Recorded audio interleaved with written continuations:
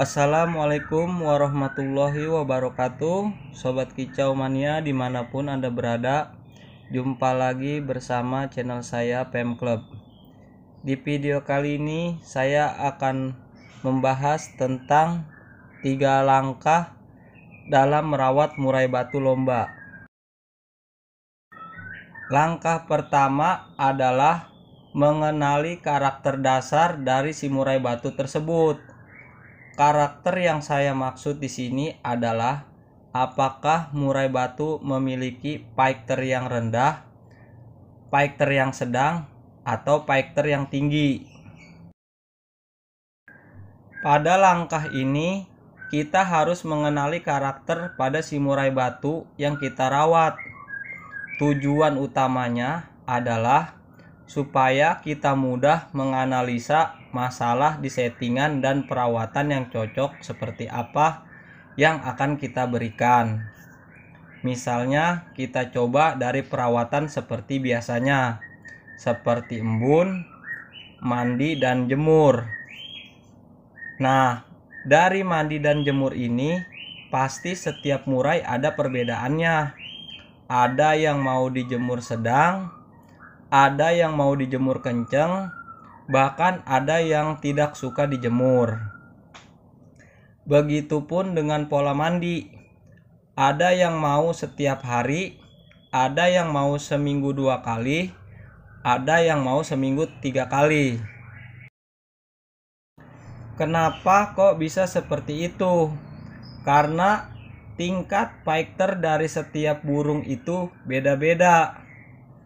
Mandi dan jemur juga sangat berpengaruh pada penampilan murai batu saat kita lombakan.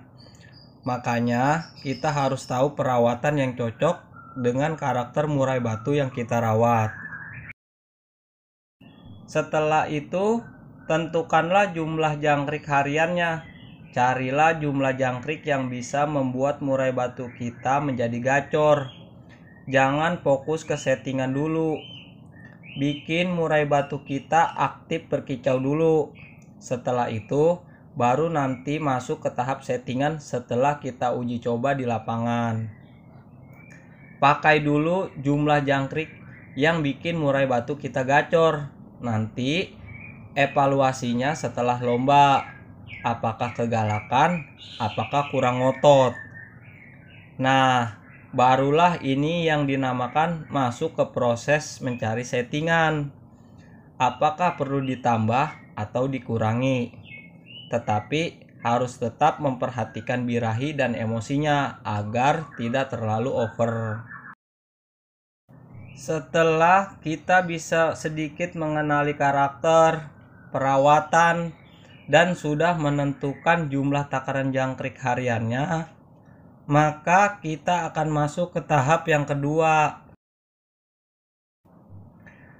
Langkah yang kedua adalah di mana kita harus memperhatikan masalah yang timbul akibat pola rawatan yang berdampak pada birahi dan emosi kepada murai batu yang kita rawat. Pada langkah ini kita dituntut untuk bisa jeli mengenali gerak-gerik melalui tingkah laku si murai batu pada kesehariannya. Apakah murai batu kurang birahi atau malah sebaliknya murai batu terlalu birahi.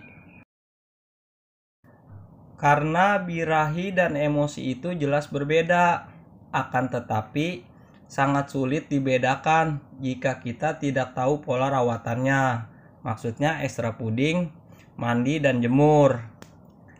Pada langkah ini banyak sekali yang salah atau kurang memperhatikannya karena kurang bisa memahami akar masalah yang ada pada murai batu kita.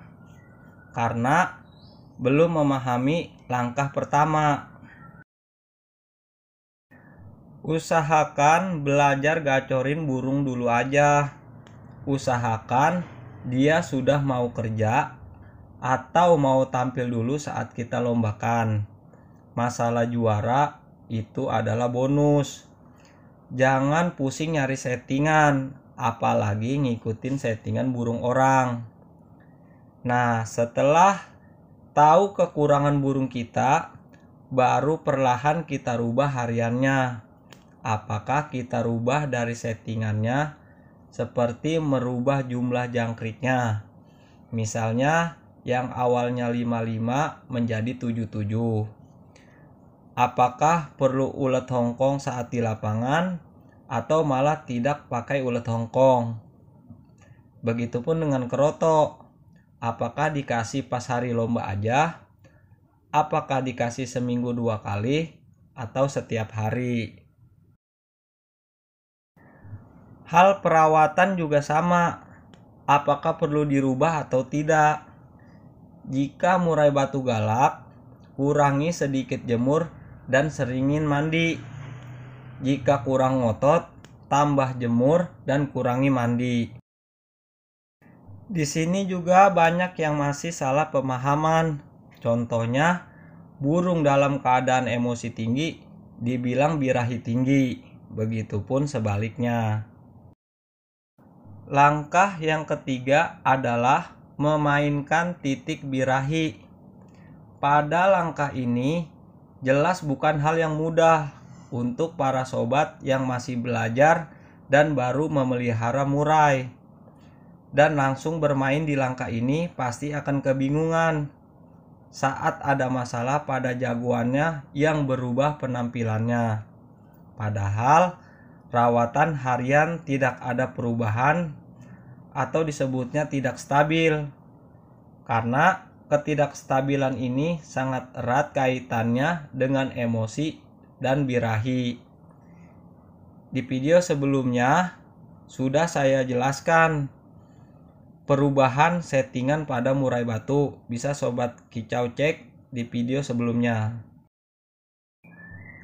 Akan tetapi jika kita sudah paham pada langkah kedua, maka akan lebih mudah untuk memainkan birahi dan emosinya. Setelah kita rasa cukup birahinya dan murai batu sudah gacor, maka teslah kelat beran untuk menguji settingan dan perawatan yang kita berikan sehari-hari. Setiap kita merubah settingan, maka cobalah dulu biar ketahuan hasilnya. Oke sobat kicau mania, mungkin ini saja pembahasan dari saya. Semoga video ini bermanfaat bagi kita semua. Setiap perawat burung mempunyai trik dan caranya masing-masing untuk menjadikan burungnya berprestasi. Selamat mencoba dan selamat mencetak burung juara. Wassalamualaikum warahmatullahi wabarakatuh.